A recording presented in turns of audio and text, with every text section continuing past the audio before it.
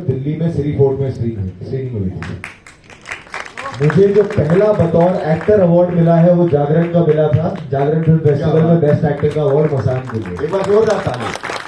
तो जागरण मेरे लिए, जागरण फिल्म फेस्टिवल बहुत स्पेशल हमेशा ही होता है। मैं एक बार दिल्ली अटेंड कर चुका हूँ, एक बार मुंबई अटेंड कर चुका हूँ और ये मेरा पहली बार पटना में अटेंडेंस है। और यही मुझे बहुत खूबसूरत बात भी लगती है कि देश एक ऐसा फेस्टिवल है जो देश भर में होता है साइमल्टेनियसली।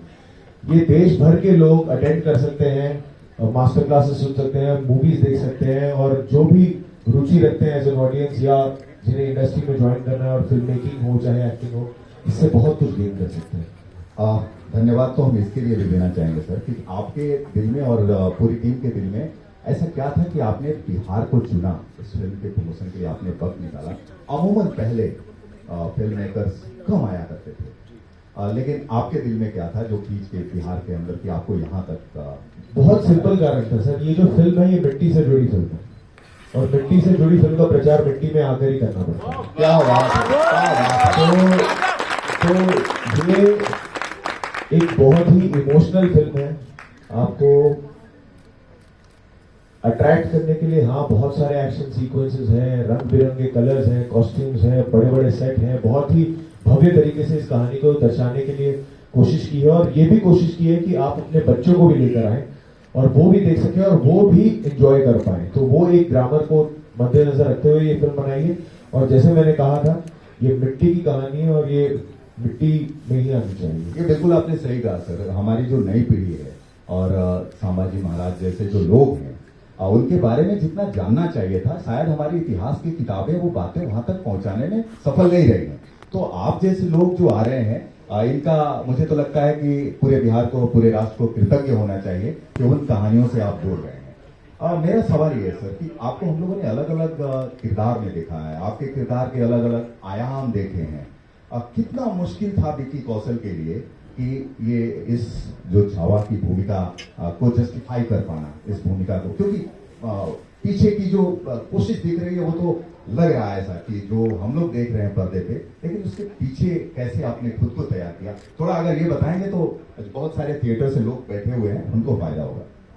देखिए, पहली बात तो ये मैंने पहले भी बायोपिक की है, चाहे वो उरी हो, चाहे सरदार उधम हो, चाहे सैम बहादुर हो, और हर बायोपिक में एक सेंस ऑफ रिस्पॉन्सिबिलिटी हमेशा होती है कि एक दायरा सेट होता है कि उसके बाहर आप जाकर अपने तरीके से, अपने मन की मर्जी से नहीं कर सकते। एक दायरा हमेशा होता है, चाहे बॉडी लैंग्वेज हो, फिजिकलिटी हो, इमोशन हो।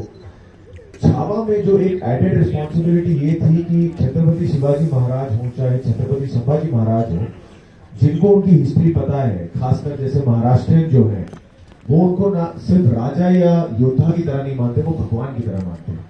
तो जब कोई ऐसा किरदार होता है उसमें आस्था जुड़ी होती है, उसमें सेंटिमेंट्स जुड़े होते हैं, तो वो जो प्रेशर होता है वो थोड़ा सा ज्यादा हैवी लगता है।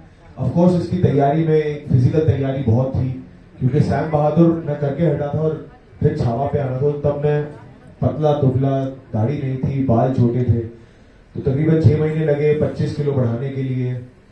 दाढ़ी बढ़ाई, बाल बढ़ाए, घुड़सवारी सीखी, तलवारबाजी सीखी, लाठी भाले सब सीखे और फिर हमने शूटिंग शुरुआत की। क्योंकि लक्ष्मण सर बड़े क्लियर थे कि इसमें मैं चीटिंग नहीं करना चाहूंगा, क्योंकि ये एक्शन जो आप देखेंगे इस फिल्म में वो बहुत रियल तरीके से शूट की गई है, पर एक ग्रैंड वे से शूट की गई है। तो अगर आप जो 2000 लोग देख रहे हैं एक फ्रेम में, जिसके बीच में ये अकेले लड़ रहे हैं, वो 2000 के 2000 है, उसे वीएफएक्स से ऐड नहीं किया गया। अगर वो जंगल में शूटिंग है तो वो जंगल में है, नदी है तो नदी है, आग है तो आग है, मिट्टी है तो मिट्टी है। तो वो काफी रियल तरीके से, क्रिएटिव तरीके से शूट किया गया है, तो उसमें चीटिंग की गुंजाइश नहीं थी। तो उसकी तैयारी में, एक्शन रिहर्सल हो या बाकी जो इर्द गिर्द तैयारी थी, उसमें वक्त बहुत लगा। सर एक मन में प्रश्न ये आ रहा है, हालांकि मेरा इरादा जानने के लिए कि पिछले कुछ महीनों से जो बड़ी फिल्में आई हैं, इस पर डिबेट भी बहुत हुआ है, हमने अखबारों में भी बहुत पढ़ा लिखा भी।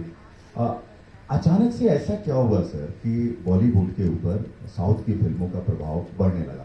तो आप इसे कैसे देखते हैं, क्योंकि आप उस इंडस्ट्री में हैं, आपका अनुभव है, तो ऐसा क्या है कि लोगों के करीब पहुंचने लगी वो फिल्में, और हमारी जो कहानियां थी बॉलीवुड की वो